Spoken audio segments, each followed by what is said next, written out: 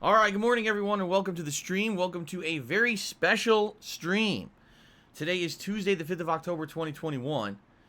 I'm Darkside Phil.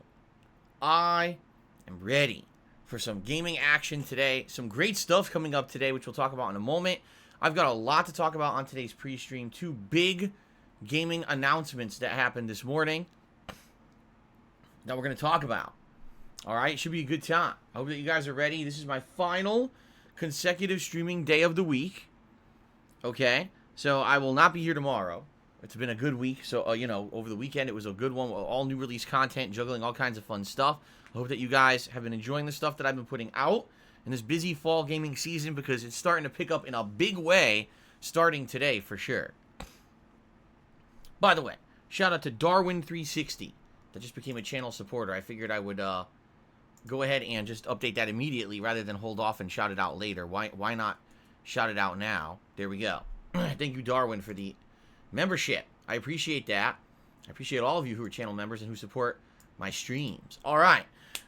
So, what's up, everyone? Welcome to the stream. It's good to see all of you who are here. I see many more people are actually kind of filing and spilling into the stream as I talk, which is good, because today is a very special day. Today, ladies and gentlemen, is the premiere of a game that I played over 11 years ago. A game that actually was one of the playthroughs back in the day, 2010. Alright, that actually got me a lot of attention on YouTube because of some of the ways that I covered it and the uniqueness of the way that I covered games back then. Let's talk a little bit about that. If you guys remember, back in the day, pre-2013, I didn't even do direct capture. Okay? I pumped out so many videos a day playing major games and playthroughs, but it was all done with a freaking digital camera that I used to set up on a tripod and point at the television. Yes, it was that primitive of a method of capturing gameplay. And that's why when you watched my old playthroughs, everything sounded like you were in an echo chamber, like you were inside of a giant cave, because that's the kind of audio equipment that I use to capture the audio of games and my commentary. And pretty awesome that during a particular playthrough, the power went out. Now, anyone else doing a playthrough, if the power goes out, that's it. It just cuts off because there's nothing to capture, right? There's no power. But because I was using a camera, I was able to continue recording, continue filming. And it was pretty unique that here I am playing a game that had light and darkness mechanics, that had a whole situation where you're in the woods, you can't see, you're being stalked by evil creatures, and you're using a flashlight to make your way through the woods and fend them off. Okay? And then I'm playing the game and the power goes out during the game and I have to turn on flashlights to see. It was one of the most surreal, almost like Inception-like moments that I've ever had in the history of being a content creator for YouTube. And people absolutely thought it was amazing and funny as shit when it happened.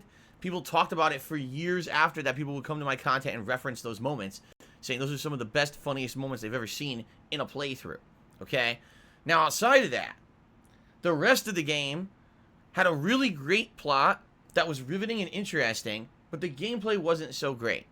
The game that we're talking about is Alan Wake, by the way, which is a game from the same game studio that went on to make many, many other games of recent memory. You know, some of the games that they made, such as Quantum Break and Control. Okay? So they went on to make other game franchises, some of which, like Control, was actually quite successful. And now it's come full circle because 11 years later, today they have re-released Alan Wake Remastered for modern consoles. For one to understand, the game has a lot of improvements, including frame rate, including more graphical effects out in the woods with light, darkness, and fog. The models of the cutscenes have been dramatically improved, although some people are arguing that maybe it's not as good as it should have been. But still, like people are saying the improvements are pretty good. And if you were really looking to replay Alan Wake, now is the time to do it. You know, I've actually been looking to replay Alan Wake for a few years. I've been saying, man, maybe going back and doing a playthrough in my new gameplay style, which is interactive streaming. Talking with you guys and interacting with you, having casual conversation while I play a game on stream, as opposed to what I used to do those many, many years ago, which was just sit there by myself in my room with a camera, talking over the game, doing constant commentary for myself, you see? Very different kind of formula. And the truth of the matter is that I feel Alan Wake is a game that will work better for my modern content creation formula than it would have 11 years ago for the old style, and here's why. Yes, definitely early on in the game, it's heavy with story, and there's a lot to talk about, and there's a lot to comment on. But as you get further into the game gets highly repetitive with the gameplay. You end up fighting monster after monster, you know, gauntlet after gauntlet, and once you fought your 70th, 80th gauntlet, you know, the repetition really starts to get to you. In fact, I particularly remember playing this game back in the day and basically knowing that there was like maybe 4 or 5 hours left in it till the end, and being bored with the gameplay, but I wanted to beat the game. I had been there for the long haul and played the hell out of it. So I actually invited John Rambo over. And this was one of our first ever cooperative style commentary games where for the last few hours of the Alan Wake playthrough, we did co-op commentary because it was the only thing keeping me occupied. Like, I was so bored with the game by the end of it because it was such monotonous, grindy gameplay. Okay? So that being said, I feel today, being an interactive streamer, having you guys as an audience and being able to talk with you during the gameplay is going to be way more exciting than it was back in the day when I was just playing for myself and trying to fill every moment of commentary with, you know, something interesting, when really there's nothing going on in the game. It's pretty boring, okay? So I'm excited for Alan Wake today.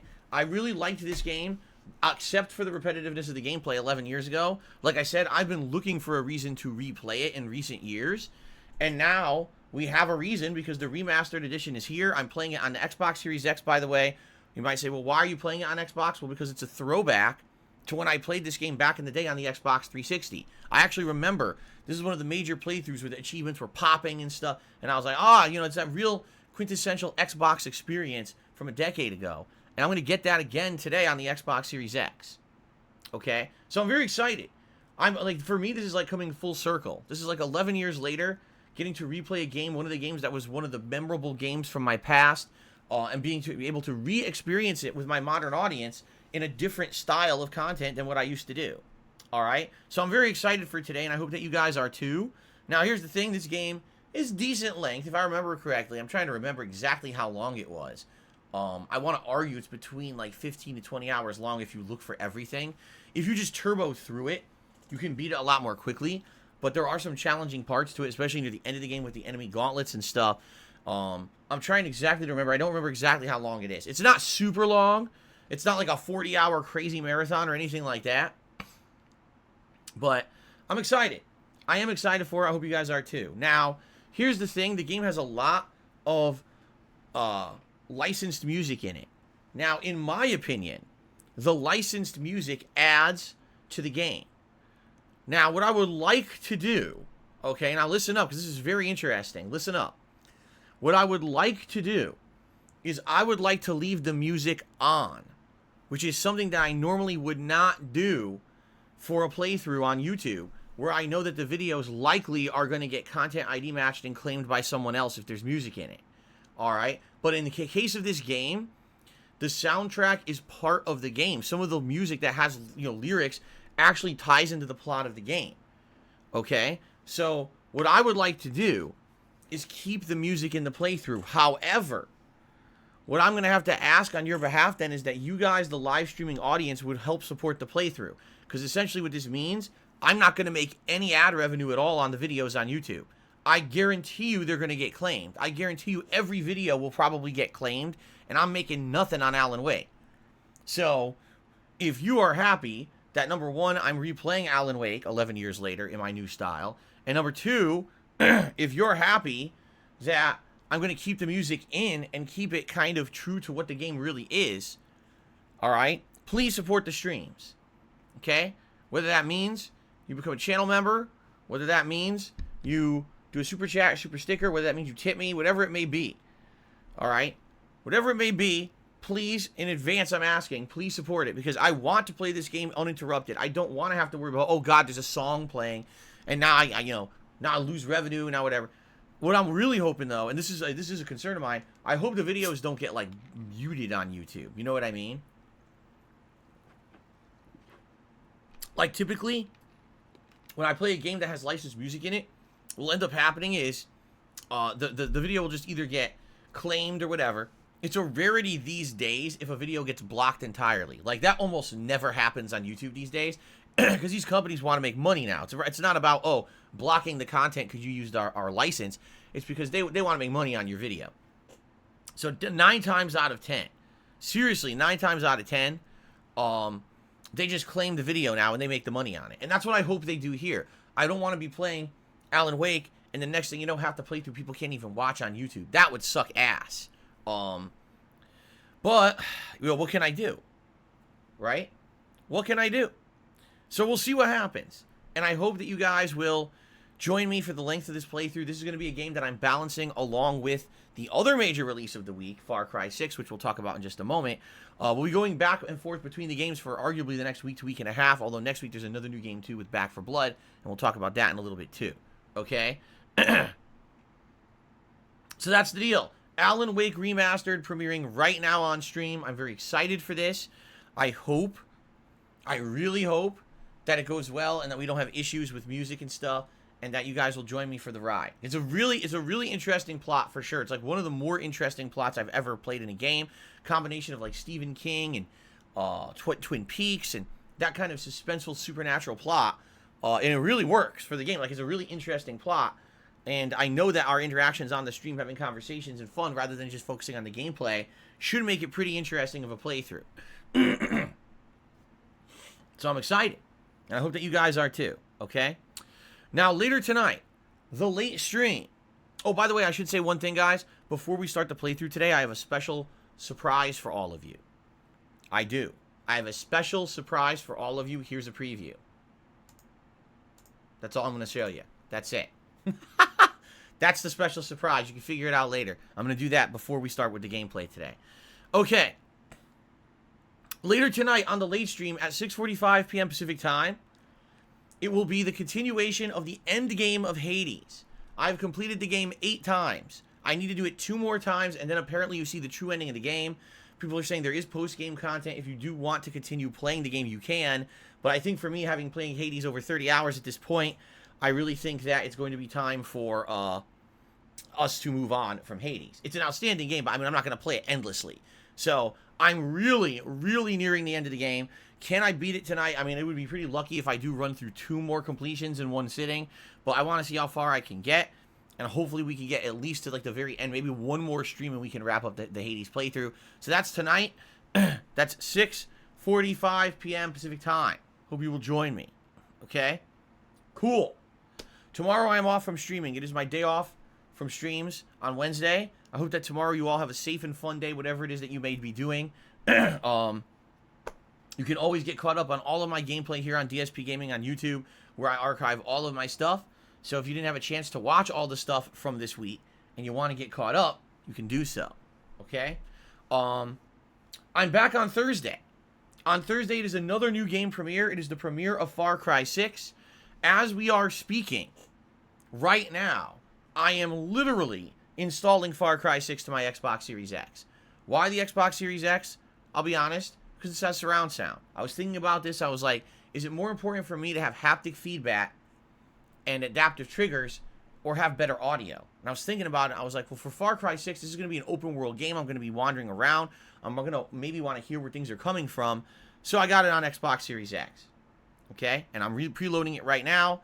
And I'm excited to play this game come Thursday as the main gameplay stream. I have purposely stayed away from spoilers on purpose. I haven't really looked into this game that much because I didn't want to be spoiled. At the same time, I would almost guarantee you it's going to be the same as the other games. Far Cry almost never changes, right? Ever since Far Cry 2, the Far Cry franchise has not changed that much. They tweak a little bit here, they tweak a little bit here, a little bit more graphics, one new gameplay element, right? But for the most part, I almost guarantee you this is going to be exactly the same as the previous Far Cry games with a different plot. I'm okay with that because the Far Cry games are entertaining to play.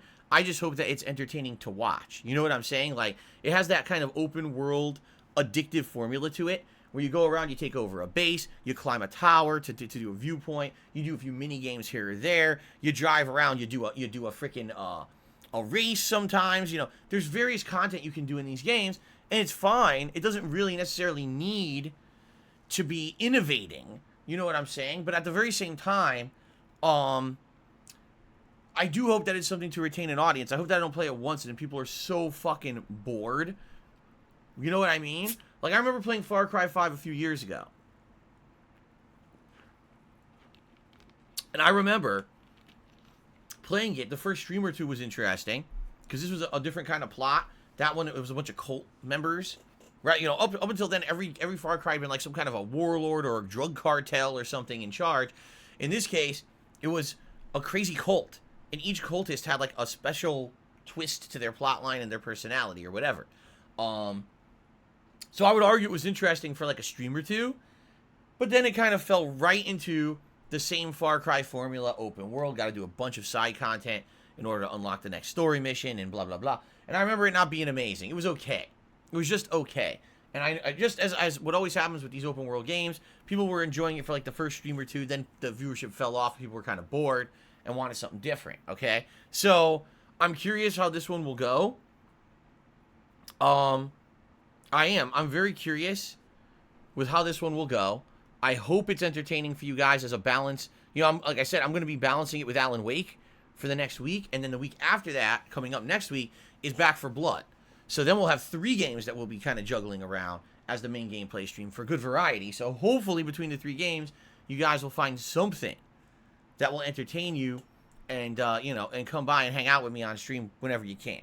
All right? So that's starting on Thursday, Far Cry 6.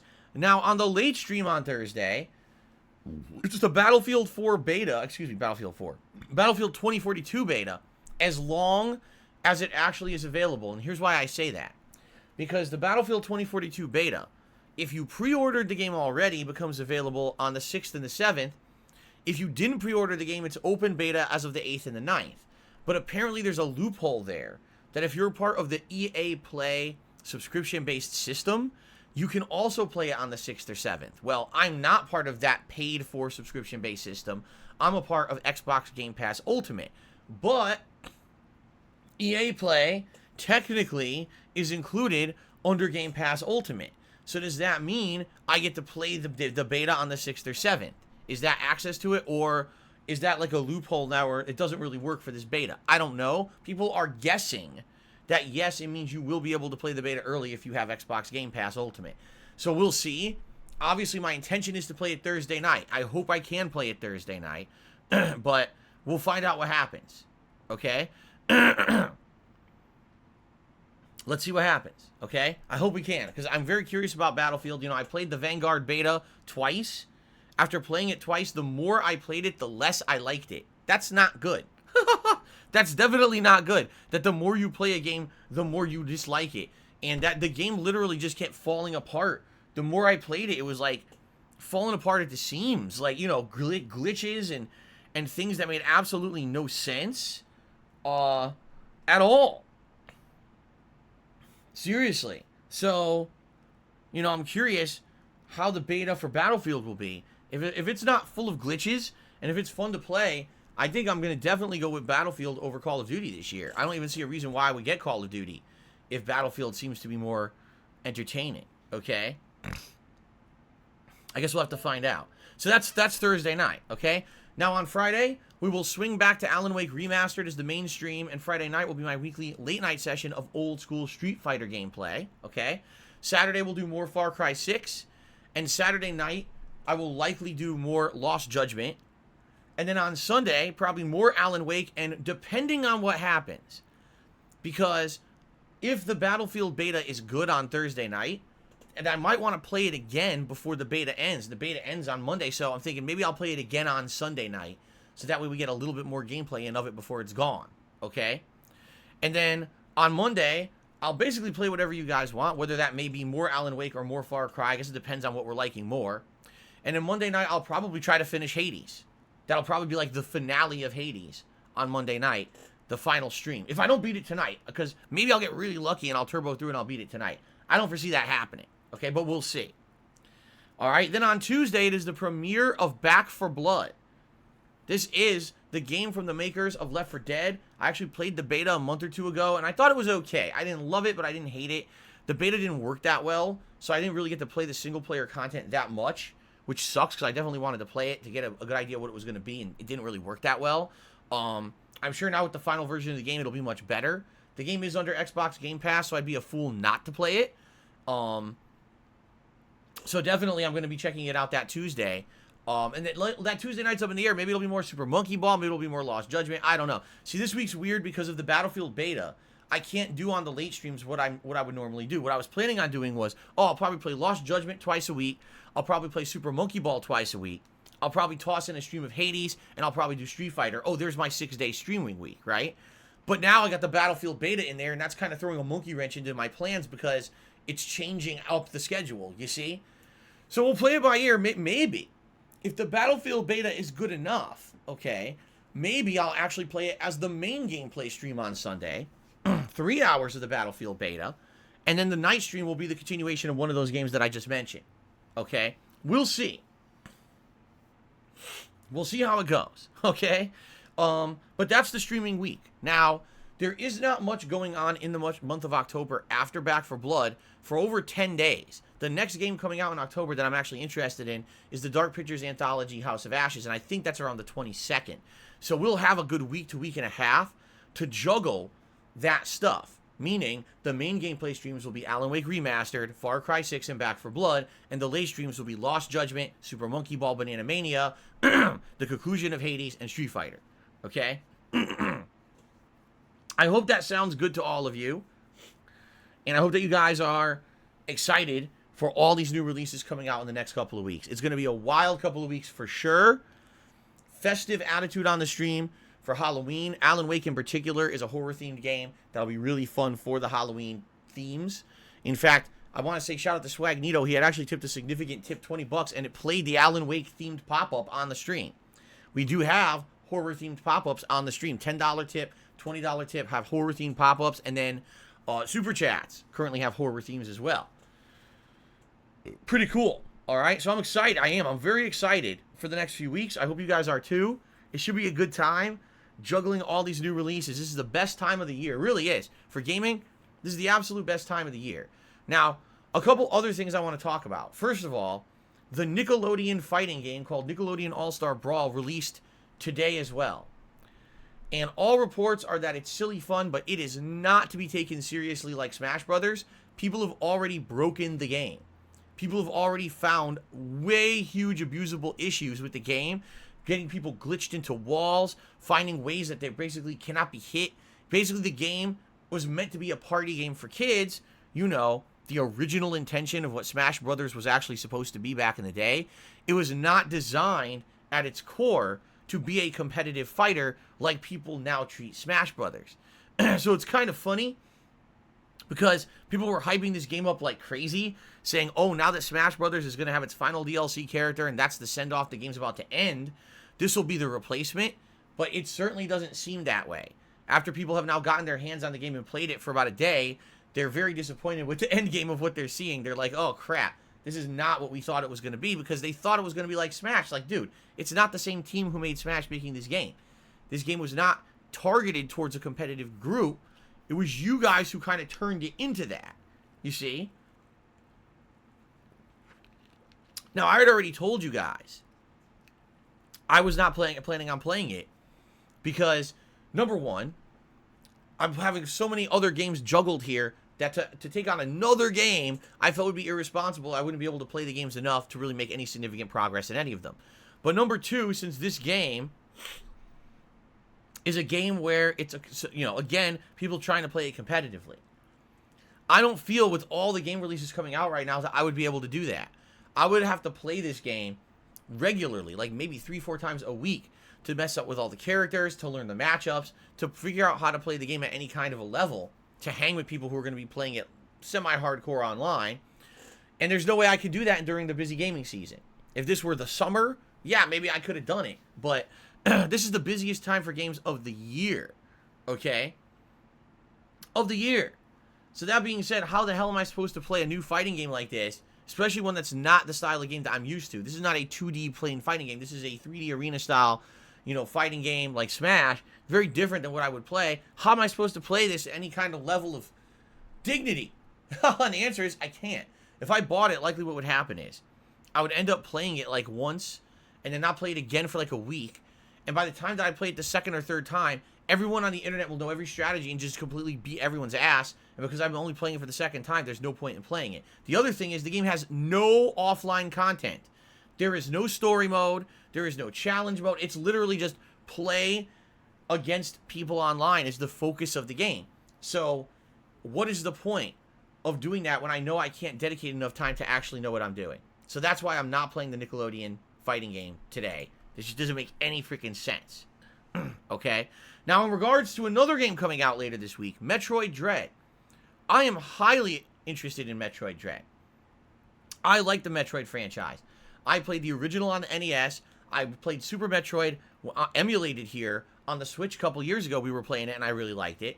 I played Metroid Fusion on the Game Boy Advance many years ago and really enjoyed that game too.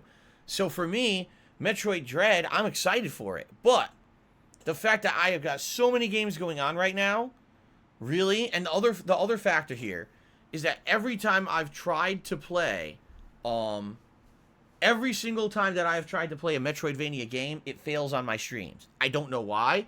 I personally find the games very entertaining. I like the whole aspect of open world exploration, retracing your steps to find secrets and find hidden items later on when you have more abilities and stuff.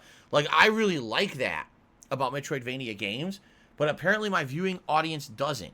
Because every single time I've tried to play a Metroidvania game, whether it's a Metroid game itself, a Castlevania game, a hybrid, Ori and the Blind Forest, etc., etc. What was the other one? Children of Light or something? Child of Light. All the games I've played over the years that were Metroidvania style, everyone complained they were boring, and the viewership would absolutely plummet after one stream. I would have a very hard time continuing on with the playthrough, and quite frankly, most of them I just gave up on. Okay? So here's the thing. I'm not saying I'm not playing Metroid Dread. I'm actually interested in Metroid Dread. I want to play it on the Switch. But, considering the fact that I'm playing Alan Wake today, Far Cry 6 on Friday, and I'm definitely playing Back 4 Blood next week because it's on Game Pass, those are the ones I'm going to focus on for now.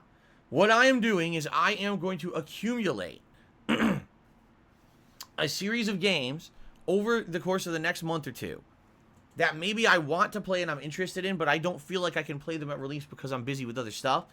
And then what I'm going to do near the end of the year, when everything calms down with said games that I'm playing, then I'm going to sit down and play the games that I missed. And one of the ones that I definitely feel will be one of those games is going to be Metroid Dread. So never fear if you were looking forward to watching me play Metroid. It's going to happen. I want to play it come December. I just don't feel like right now is the right time to do it. I feel like if I tried to cram in a Metroid playthrough now among all the other things I'm playing, it would never work. Again, when I play too many games at once, and I'm making literally no progress in them, people just get very frustrated. And admittedly, I understand why. You're coming to streams to watch your favorite game, right? You want to see a game that you like, get played, and make progress. Just this particular week, I'm only going to get to play Lost Judgment and Super Monkey Ball arguably only once. Alright, and that sucks. I don't like playing games that I'm enjoying only once a week.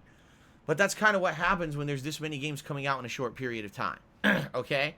So I apologize in advance for those who were dying to see either Nickelodeon or Metroid, but here's the reasons I'm giving, and I hope these are justifications enough that you understand why I'm not playing these games right now. Okay?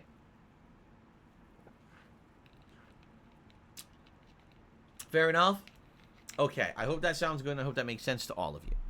So, all that stuff's going on, my friends, but it is also October. It is also Halloween month. As you know, I've had festive Halloween decorations behind me. And actually, I don't know, hold on, I don't know how this is going to look. Looks pretty much exactly what I expected. Hold on. Let me get rid of a few things. Oh, no, that I wanted. Not webcam.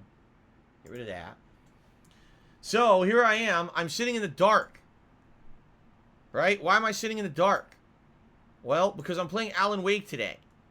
And Alan Wake is a horror-themed spooky game. I thought, oh, I'll maybe sit in the dark and I'll play it. But now you can't see me.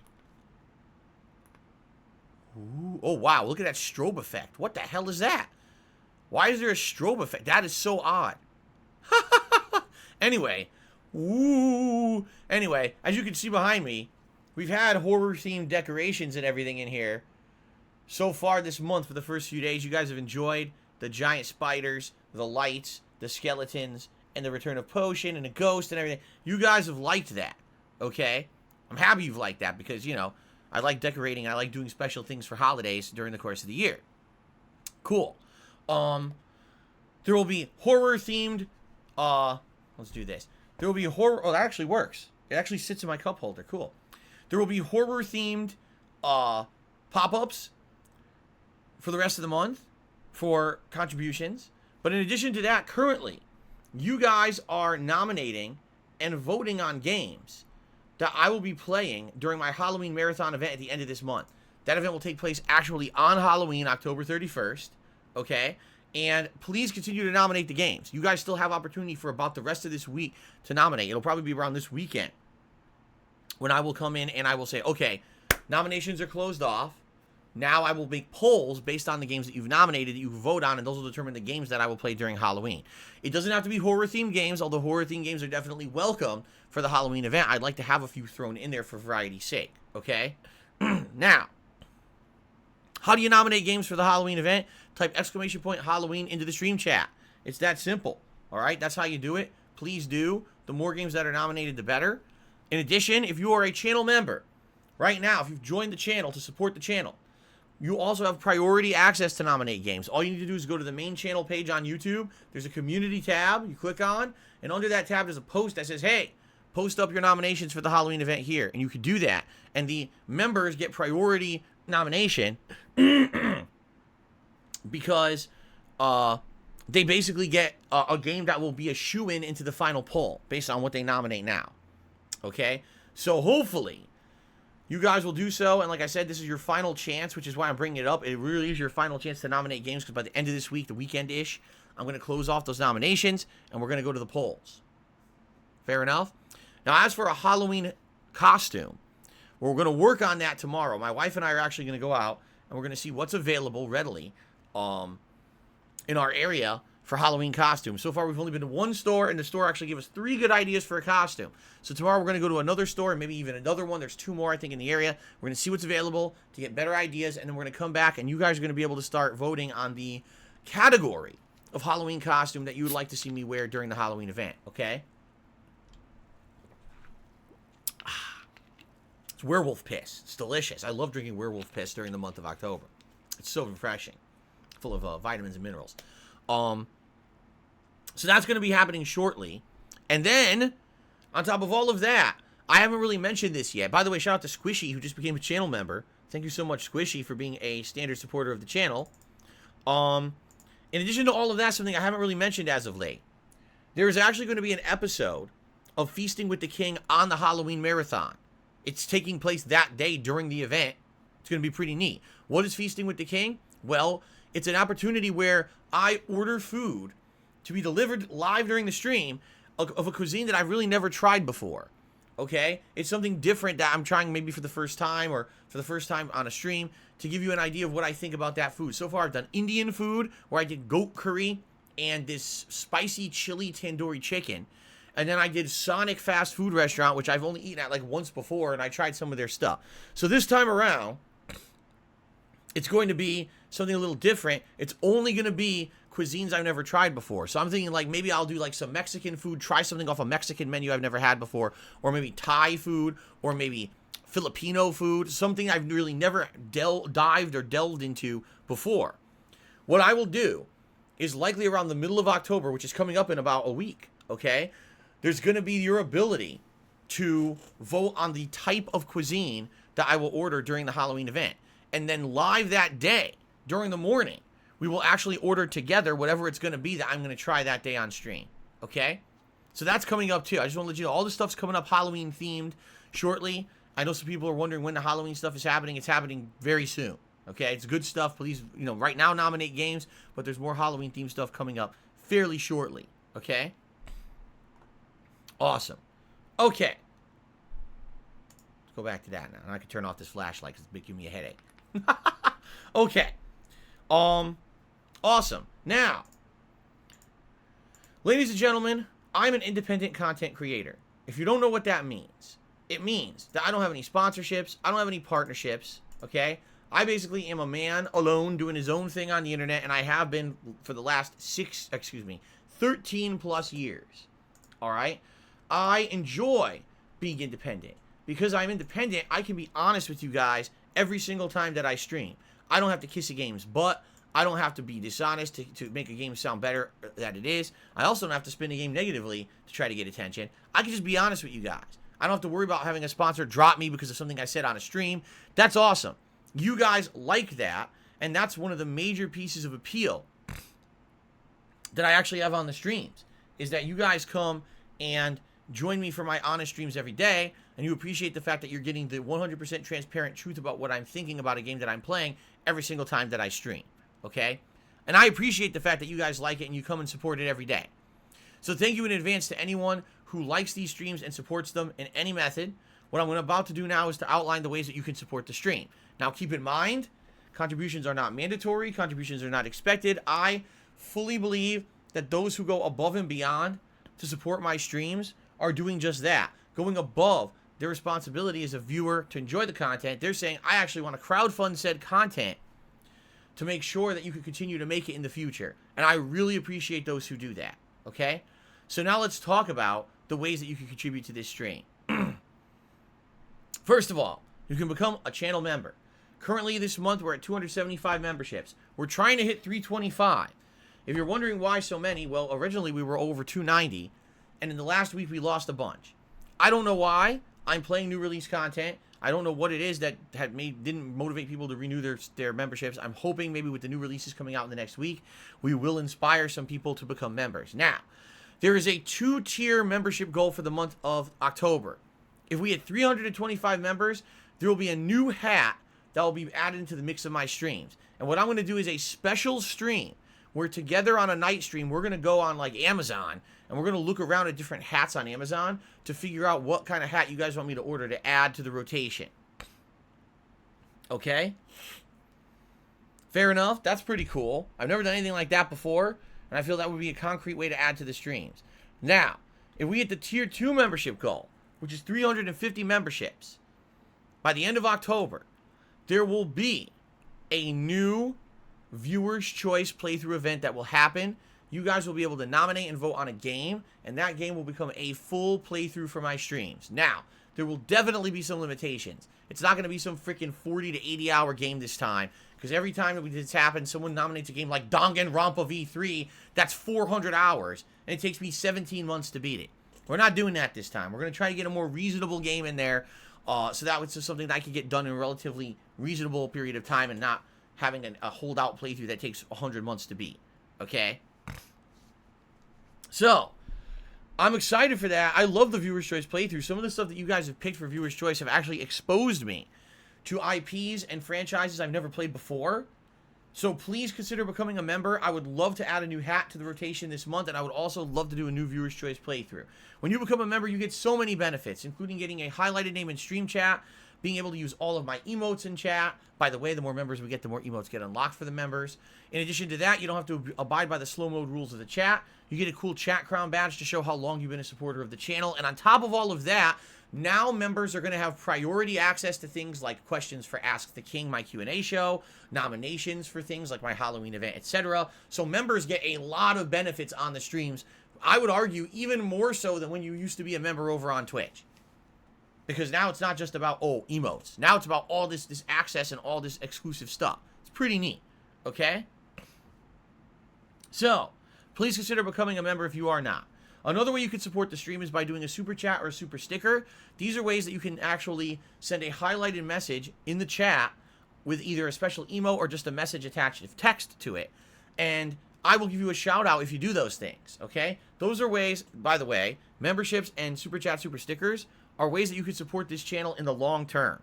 All right? I thank anyone who does that, because the more of those we get, the closer I'm getting back to how it was when I was on Twitch and I had this installed viewer base who are subscribing every month, and we're doing cheers and the like. It's a way to get back to that level, okay? So please, by all means, if you'd like to support the stream via those methods, please do.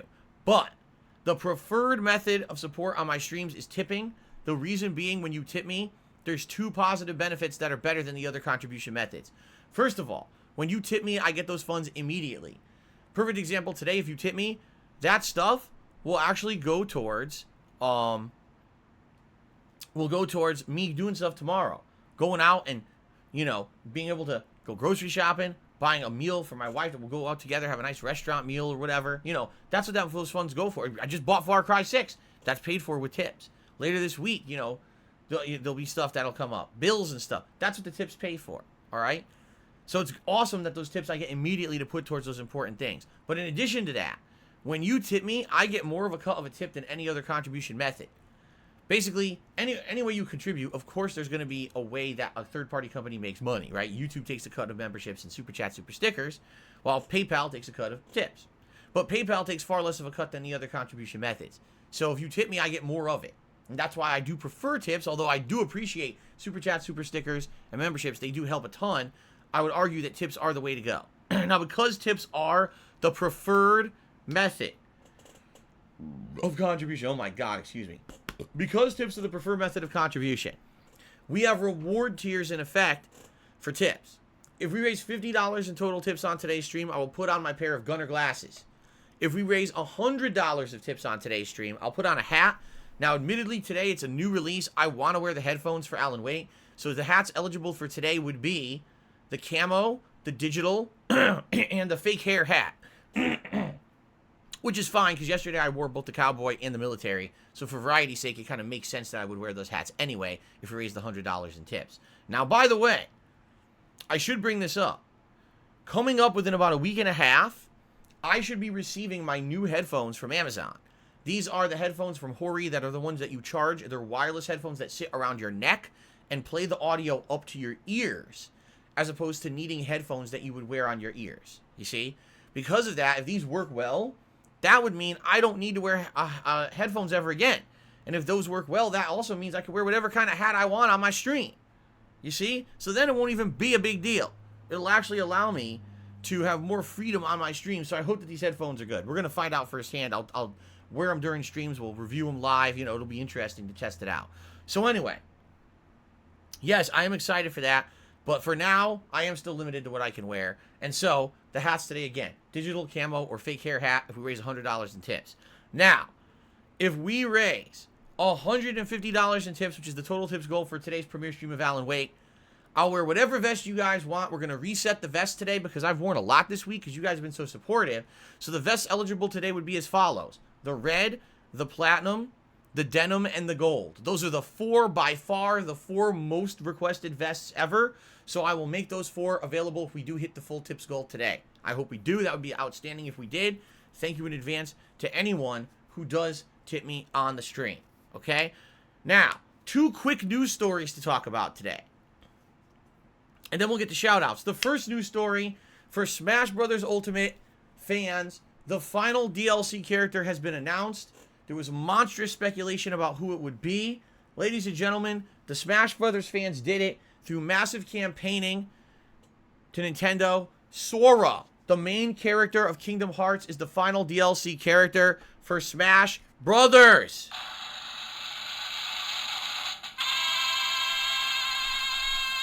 Quite frankly, I think Sora is going to fit in very nicely. The fact that Sora has all these different kind of magic spells that he uses in Kingdom Hearts, plus Keyblade abilities, I could definitely see Sora having a cool moveset that will fit in with the Smash Brothers gameplay style. So it just makes sense that he fits in the game as the final DLC character.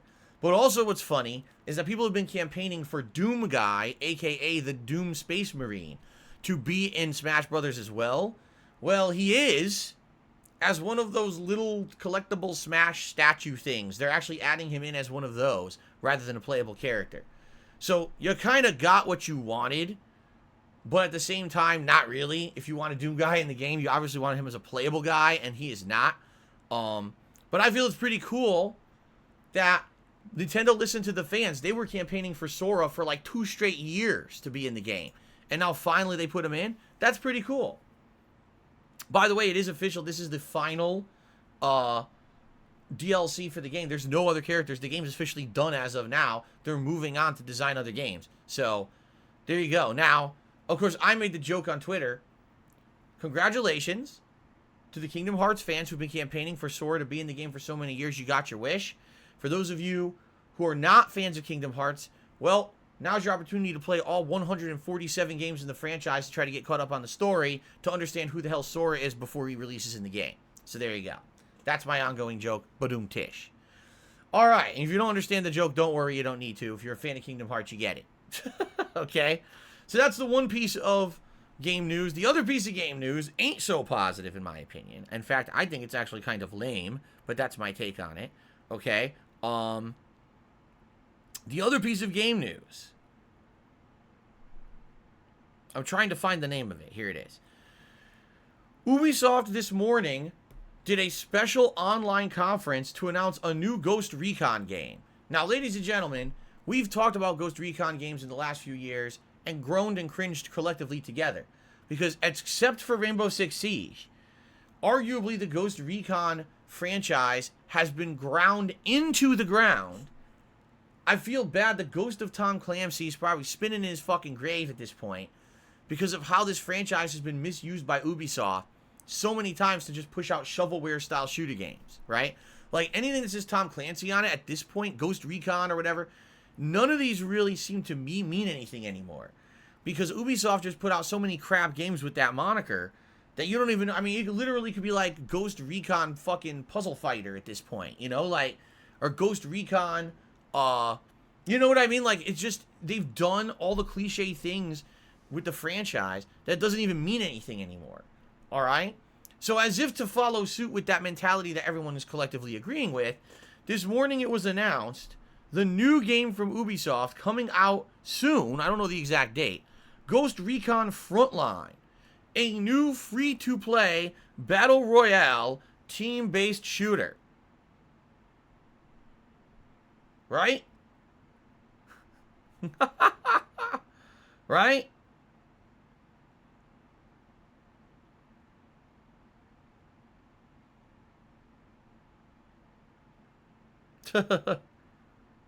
Okay.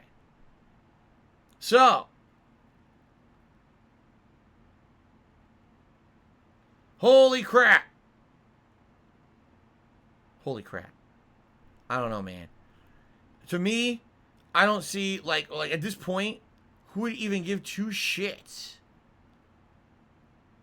about fucking Ghost Recon anymore? And quite frankly, who would give two shits about another Battle Royale game in 2021? Alright? However, the sad fact is, this it is pertinent. Are you ready for this? You guys may not realize this.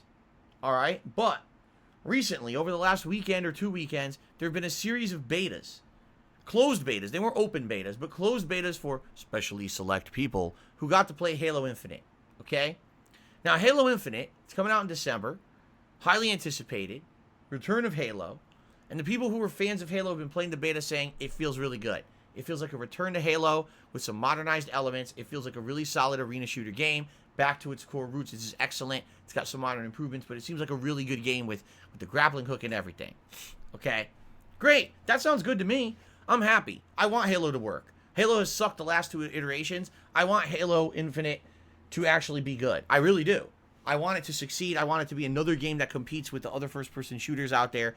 I don't want it to be a franchise that has faded into obscurity because a new studio took it on 2 games ago and basically ran it into the ground. I want to see it have a game base or a player base again. Okay? But what's happened is there are a group of people who were invited to this closed beta.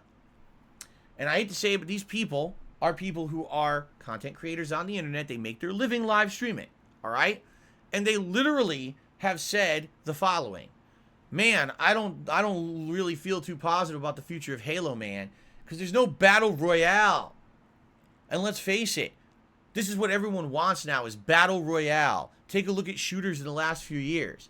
How many arena shooters have succeeded while Battle Royale is the thing everyone wants. So they really should have made Halo Battle Royale.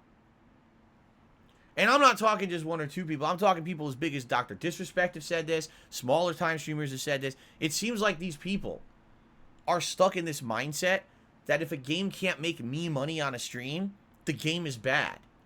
Ladies and gentlemen, that is incorrect. It does not matter if a game can make a content creator money because their viewer base will watch it. That is not the defining characteristic of a good game. I don't care what other people say. It's just completely false rhetoric. It's called, let's spin this in a way that benefits me, and let's say that a game is bad so people will avoid it and watch whatever I want to play on my stream because that brings me the big bucks. And that's pretty unfortunate. That is pretty unfortunate that people are talking shit about a game like that, all right? But how funny is it that this controversy is going on right now? Like, literally right now, this is all unfolding. And now Ubisoft announces, oh, Ghost Recon Battle Royale. I was like, oh my god, seriously? Is it just me? Is it just me? Or is Ubisoft the quintessential company that jumps on every bandwagon 2 to 3 years too late, right? They literally do this with every style of game over the years, whether it's been zombies, first-person shooters, team-based looter shooters, you know, every fad. I mean, Battle Royale was at its height of popularity a couple years ago, I would argue. You know, Fortnite was a humongously huge, not to say it's not huge now, but you know what I mean? It was at the peak. You had Ninja, who was prominent for Battle Royale games at that time, and Fortnite and stuff like that. Ubisoft says, now we want to jump on the bandwagon. Now. Like, again, there will absolutely be a customer base for it because of these content creators who literally thrive off of only playing Battle Royale. You know what I'm saying? Like, I feel like the game, whether it's good or not, will still be thriving because you're going to have these people who all they do is play Battle Royale, and they have a likely very immature viewer base who they think that Battle Royale is the only kind of shooter out there that's good. They've been basically kind of, I don't want to say brainwashed, but what's the word? Conditioned? Mentally conditioned to believe that Battle Royale is literally the only good first-person shooter out there. It's not. There's space in the gaming landscape for arena shooters. There's space for team looter shooters. There's space for Battle Royale. There's space for everything. It's not just a one type of game that's good. But these people are this very closed-minded mentality that if it ain't Battle Royale, it ain't worth playing or watching. All right? That's still stupid. To be playing, okay, wow, look at this. Halo. Oh, no, Battle Royale, it's terrible. Well, what about the game that is there? Is it good? Oh, I don't care. It's not Battle Royale. It's terrible. What a big misstep.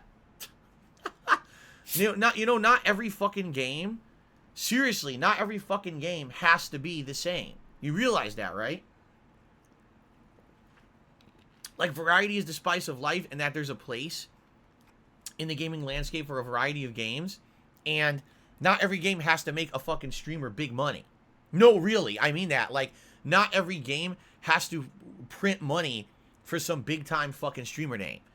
Games can be good without streamers. I mean, did you guys realize that a long time ago, people used to play games and not actually stream them?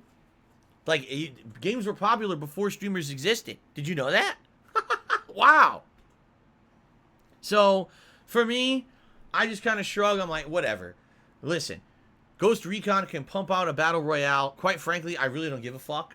I'm likely not going to play it, or if I do, I'll just do a cursory glance. I mean, it's free to play, right? So, when it does come out, I'll check it out maybe for a game or two, and then I'll drop it like a hot rock and say, fuck this, and go play other games that I actually care about instead of just another fucking Battle Royale game, because my viewer base is not a bunch of 15-year-olds, you know, whose nuts haven't dropped yet, who are so drooling over the fact that Battle Royale is so adrenaline-fueled and fucking full of testosterone. Look at my fucking quick shot sniping and all these abusable tactics to win Battle Royale, bro. I don't care about that shit. I played Battle Royale many years ago. I enjoyed Black Ops 4 Blackout, remember? That was fun. But that was many years ago. How the fuck are people still doing this, beating the same dead horse? Like, it's the same shit, man. The thing hasn't changed. It's the same fucking games. The same formula. The same shit. It's time to move on. It's time to graduate and grow up and stop pumping out the same garbage content because you got a bunch of fucking immature people on your stream who throw money your way because you play it. And then shitting on games that apparently are good because you don't think it can make you money is pretty fucking disingenuous if you ask me. Okay? I'm just saying. That's my take on it. If you disagree, that's fine. You can disagree with me. But for me, Battle Royale ain't so special anymore. You know, years ago it was. Now I don't even care about it anymore. Anyway, those are the 2 news stories of the day. Let's do shout-outs. Let's start off. I think I actually already did all the YouTube side shout-outs. Let's see. Hold on, let me refresh. I think the only one I might have... Oh, Darwin360 actually did a super chat and said, I'm looking forward to this. All right, cool. Let's get Darwin on the leaderboard for the first super chat of the day here. Here we go. Oh my god, excuse me.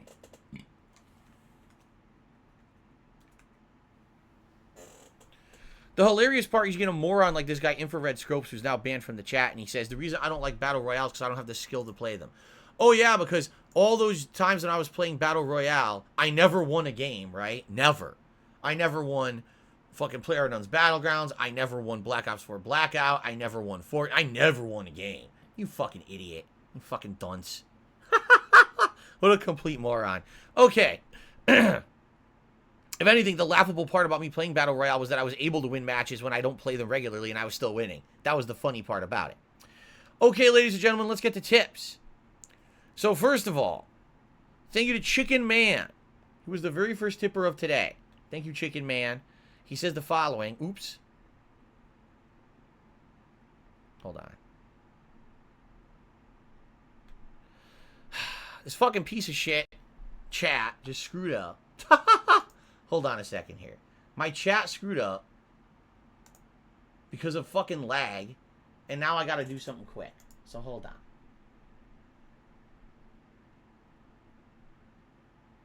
There we go.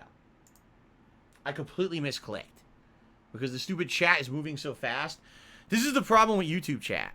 YouTube chat, okay, has a major issue where when there's a lot of people talking, it moves fast, but in order to actually do anything in the chat, you have to click on this weird drop down next to someone's name in order to actually do an action. So it's like, oh, look, here's someone in the chat who's doing something against the rules or they're being insulting. Let me moderate them. You go to click, and then the chat keeps moving, and the menus move, and then you end up misclicking on the wrong thing a million times. Like, all right, I want to moderate this guy. I miss. And then you click the wrong thing, and you make him a moderator, or you fucking do, you know what I mean? Like, you do the wrong, like, oh, what the fuck? Stupid fucking thing. It's so dumb. It really is frustrating as hell. But anyway, what I want to do here is I want to make sure that everything is set before we continue. So let me just do this quickly, and then I'll continue with shout-outs. Yeah, this is definitely one of the shortcomings of YouTube chat, is that it's just not a good system for moderation. It's just not. They screwed it up where you can't really even, like, grab a name. If the chat is moving fast, it's, like, fucking impossible to even grab the name that you want to do something with. I don't know why it's like that, but it is.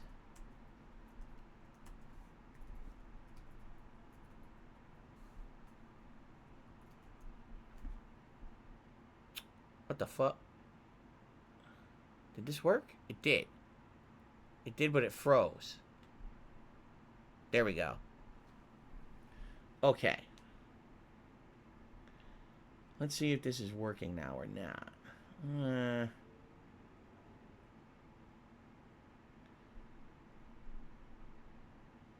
No.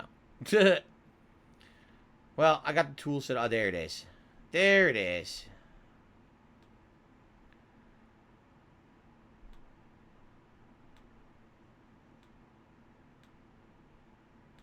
Done. Okay.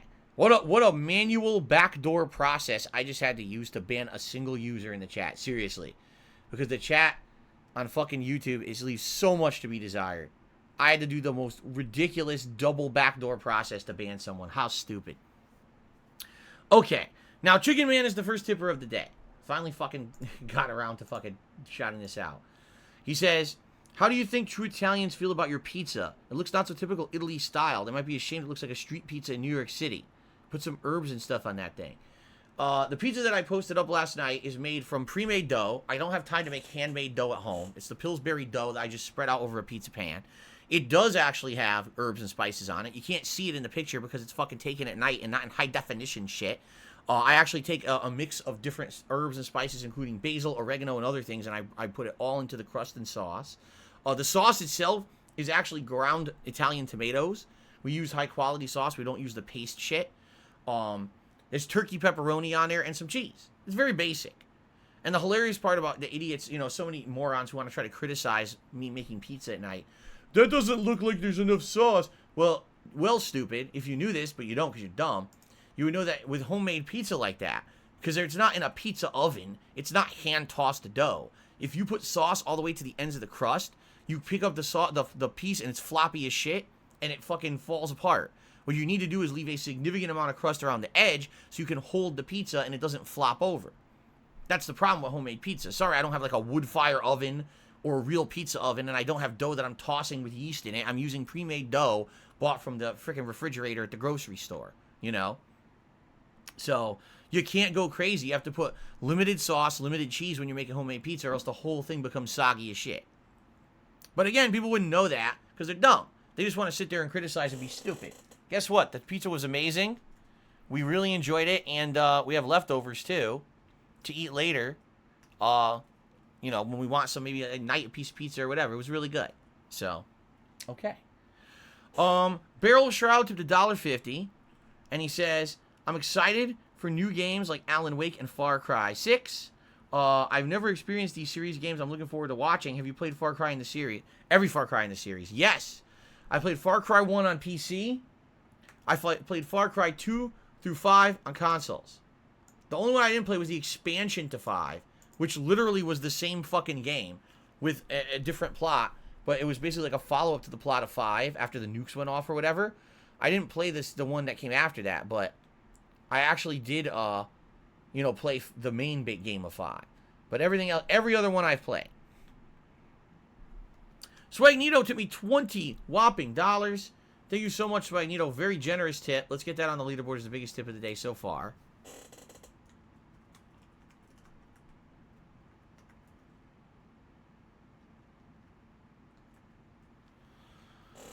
Alright, he says the following. I went back and watched your old playthrough. Man, your style was more wild back then. It'll be nice to enjoy the game without crude humor this time.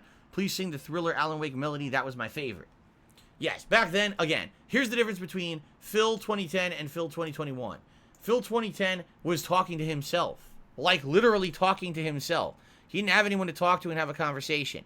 So, 9 times out of 10, it was me trying to fill content. Fill time. And when otherwise a game like for example, Alan Wake, pretty boring game with the repetitiveness of the combat. So here I am trying to fill up commentary, and I'm making stupid sexual humor, you know, dumb shit that today wouldn't even fly. If I did the same commentary I did 10, 11 years ago, I'd be thrown off the internet. Like, literally, people would be throwing to SJW pitchforks and shit coming after me, you know. It was a different time back then, and I was trying to basically entertain an audience for games that weren't exactly the most entertaining at every waking moment I was playing them. Today, things are different. We're an interactive audience, right? You guys and I, we react to games live together. We're able to have conversation about stuff as it happens and it unfolds. It's a good time. It's a better social experience. It was not a social experience back then. Okay, thank you, Swagnito. Very generous $20 tip. I appreciate that. Tarantula MS 2018 tipped me $5. Said, have you seen the show Breaking Bad? The main villain of Far Cry 6 is from that. Of course I did.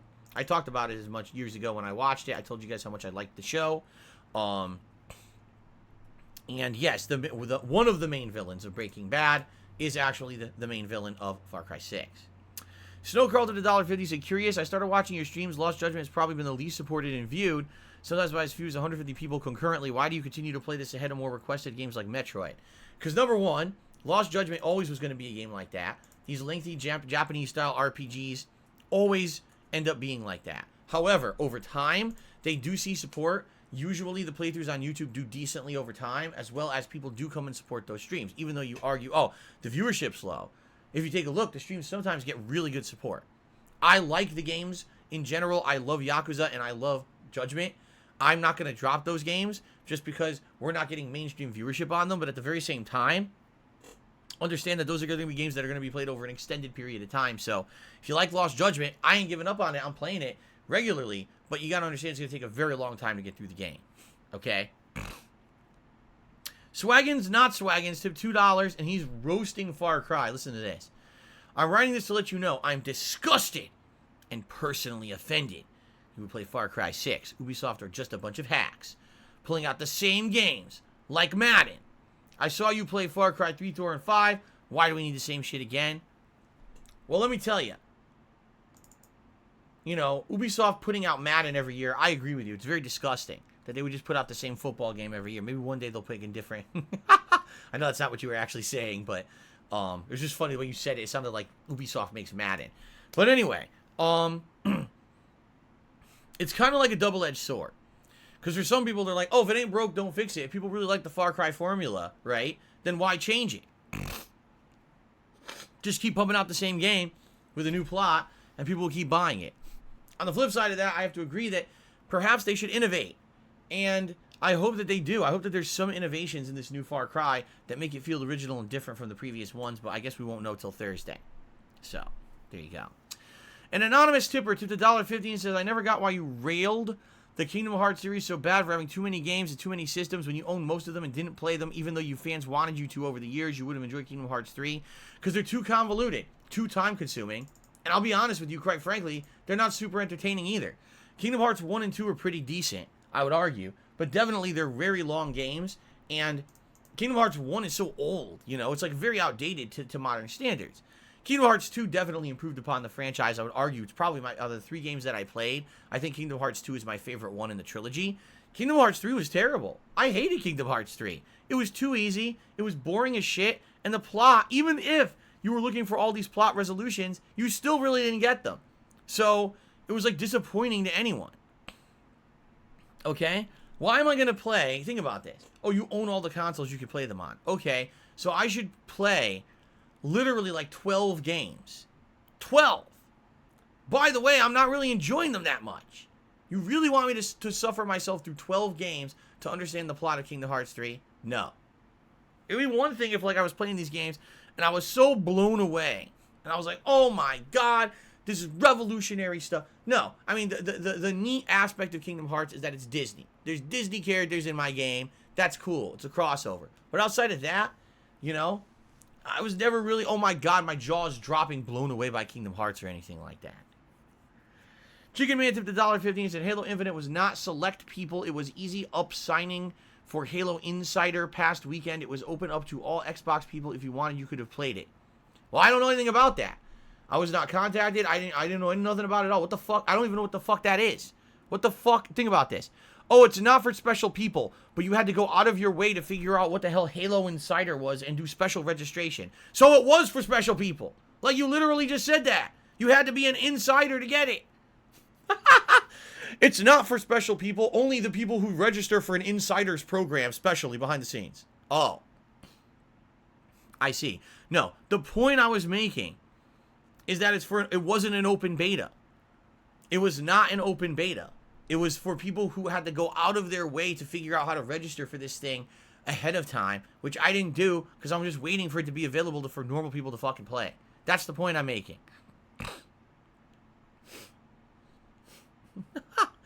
Robus Timmy, $4.20 says, how are we all? I think we're all doing good and we're waiting for Alan Wake. Although I gotta use the bathroom. I'm sitting here and I got bubble guts. The coffee has affected me. I'm like, oh god, I gotta take a shit. But I'm sitting here and I'm like, man, I gotta finish this pre-stream. People keep asking questions. I got the bubble guts, man. Alright, here's what we're gonna do. Alright? We are going to end the pre-stream and take a few minutes break for me to go use the bathroom. Oh wait, Nate the Great did a super chat. Nate the Great did a whopping $19.95 super chat, and he says, Adam Wake. That's the joke, because earlier this week I kept calling him Adam Wake. I don't know why. So he did a $20 super chat, and he says, Adam Wake, let's go. Thank you, Nate. For the biggest super chat of the stream so far. I appreciate that. All right. Let's take a break. And then when I come back, it's the premiere of Alan Wake Remastered. All right, after the break. And I will have a special surprise for you all right before we start with the gameplay. Thanks. I'll see you all in a few. All right.